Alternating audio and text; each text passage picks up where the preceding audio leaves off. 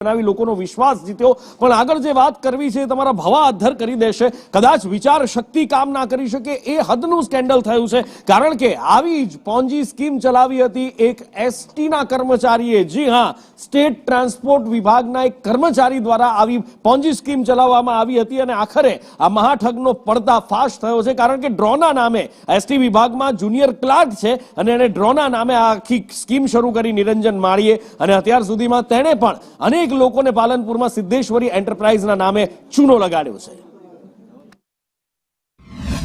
23 થી આજ દિન સુધી આવ્યા ને પોતાની મનસ્વી રીતે ગેરહાજર રહેલા છે અને એમને 3 નોટિસો પાઠવીને કાર્યવાહી ચાલુ છે। क्या प्रकार की नोटिसो आपी?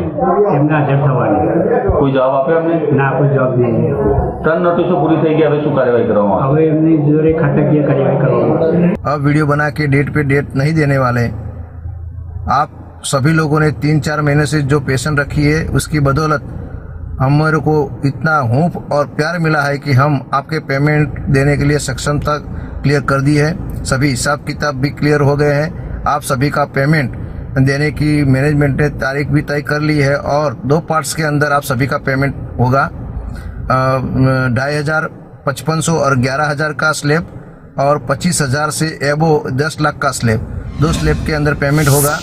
બનાસકાંઠામાં એક બાદ એક ઠગ કંપનીઓની હારમાળા જોવા મળી રહી છે। પહેલા બીઝેડ, તે બાદ પ્રસિદ્ધિ નિર્માણ ગ્રુપ અને તે બાદ હવે વધુ એક કંપની કે જે કંપનીએ જે લોકો છે તે લોકોને લોભામણી લાલચ આપીને તેમની સાથે ફ્રોડ કર્યું છે। આપ દ્રશ્યોમાં જોઈ રહ્યા છો નાઉ સ્ટાર્ટ વે નામની આ જે કંપની છે તે કંપની પાલનપુરથી આબુ રોડ જવાના માર્ગ પર S9 કોમ્પ્લેક્સના 5મા માળે આ કંપનીની જે ઓફિસ આવેલી હતી આ કંપનીની અંદર અનેક લોકોએ પોતાનું રોકાણ કર્યું હતું।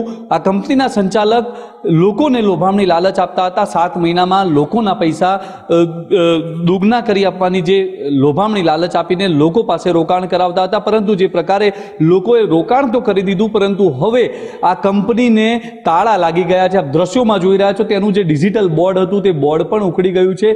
તો સાથે જ જે કંપની છે તે કંપનીને અત્યારે તાળા લાગી ગયા છે। મહત્વની વાત છે કે જે પ્રકારે આપ આ જે બ્રાન્ચ બનાવવામાં આવી છે નાઉ સ્ટાર્ટ વેની આ જે ઓફિસ છે ખૂબ જ વૈભવી ઓફિસ બનાવવામાં આવી છે। આપ દ્રશ્યોમાં જોઈ રહ્યા છો કાચની જે ઓફિસો છે તેમાં અલગ અલગ વિભાગ પણ આપવામાં આવ્યા છે। MD ઓફિસ અલગ છે, સ્ટાફ રૂમ અલગ છે, તો કોન્ફરન્સ હોલ પણ અલગ છે। જે પ્રકારે ઓફિસનો નજારો જોઈ શકાય છે, બહુ જ મોટા પાયે આ જે ઓફિસ છે તે ઓફિસની અંદર રોકાણ કરવામાં આવ્યું છે। મહત્વની વાત તો એ છે કે આ જે કંપનીનો સંચાલક છે તે કંપનીનો સંચાલક બનાસકાંઠા ST વિભાગનો જુનિયર ક્લાર્ક નિરંજન શ્રીમાળી છે। ધવલ જોશી।